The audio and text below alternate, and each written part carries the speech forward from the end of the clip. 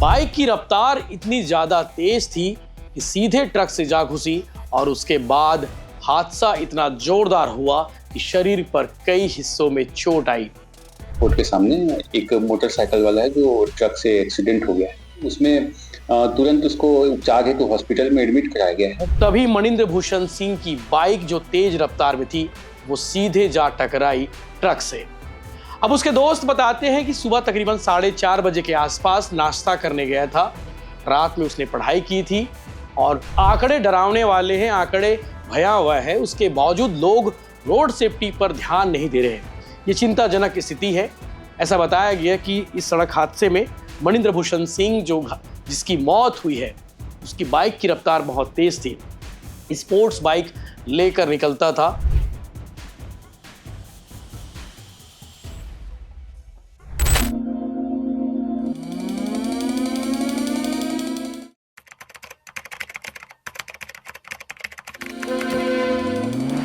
नमस्कार, जय जोहार, जय छत्तीसगढ़। मैं यशवंत साहू और आप देखना शुरू कर चुके हैं भिलाई टाइम्स। और लोग सरकारी अफसर बनने का सपना लेकर घर से निकलते हैं। कोई अपने गांव से निकलता है, कोई अपने मोहल्ले से निकलता है और सबको यही लगता है कि सरकारी अफसर का सपना जो होता है वो बिलासपुर से होकर गुजरता है। उसका रास्ता वही है और इसीलिए वहां पर सैकड़ों कोचिंग संस्थान हैं, हजारों लाखों अभ्यर्थी पढ़ाई कर रहे हैं। आने वाले 22 फरवरी को प्रीलिम्स एग्जाम भी है और उसी की तैयारी में वहां के युवा तल्लीनता के साथ लगे हुए हैं। बहुत सारे युवा सोशल मीडिया से दूर हो चुके हैं। इंस्टाग्राम आईडी उन्होंने डीएक्टिवेट करके रखा हुआ है। बहुत कुछ अब एक नजारा नजर आता है। बिलासपुर में भी जाओगे, देखोगे ना, आपको एक नजारा नजर आएगा। उन्हीं में से एक मणिंद्र भूषण सिंह भी था। 23 साल इसकी उम्र थी और बिलासपुर के एक निजी कोचिंग संस्थान से पढ़ाई कर रहा था और आने वाले 22 फरवरी को ये प्री भी देने वाला था, जैसे कि इसके दोस्तों ने बताया है। इसके पिताजी तहसीलदार हैं, नाम है हनुमंत सिंह श्याम।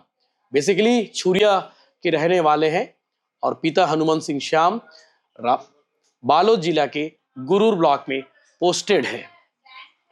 दर्दनाक हादसा सुबह तकरीबन 4:30 बजे के आसपास हुआ।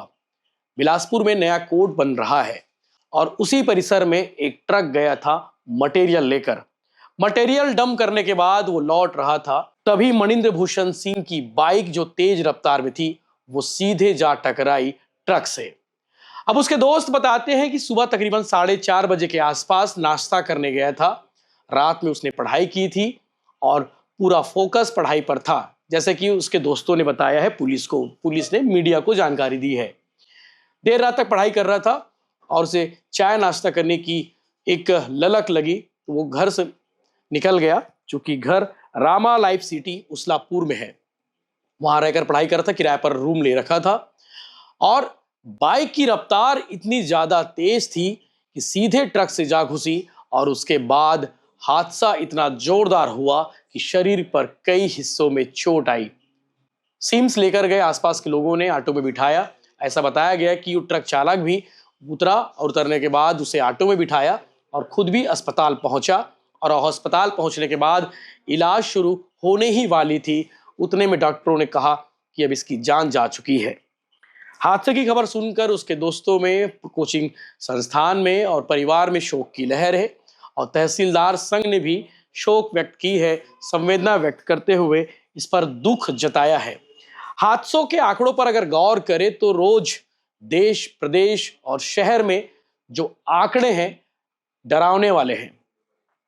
देश की अगर बात करें, 2025 का डेटा की बात करें तो 2 लाख लोगों की जान गई सड़क हादसों में। इनमें अधिकांश दुपहिया वाहन यानी कि बाइक वाले थे। छत्तीसगढ़ की बात करें तो 6500 लोगों की जान सिर्फ और सिर्फ सड़क हादसे में गई है।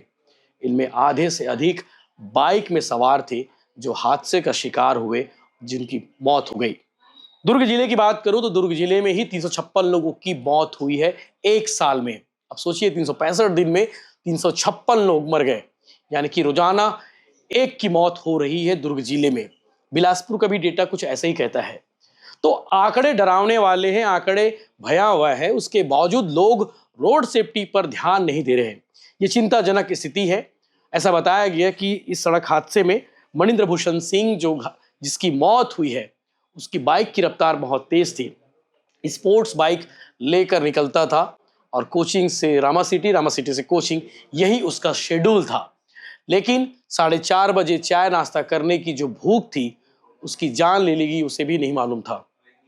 अब इस हादसे में उसकी जान चली गई है, परिवार वालों का रो रो कर बुरा हाल है। हाँ, आज सुबह-सुबह सिविल लाइन थाना क्षेत्र में डिस्ट्रिक्ट कोर्ट के सामने एक मोटरसाइकिल वाला है जो ट्रक से एक्सीडेंट हो गया है। उसमें तुरंत उसको उपचार हेतु हॉस्पिटल में एडमिट कराया गया है। मामले में अभी आगे एफआईआर पंजीबद्ध किया जाएगा और जाँच किया जाएगा।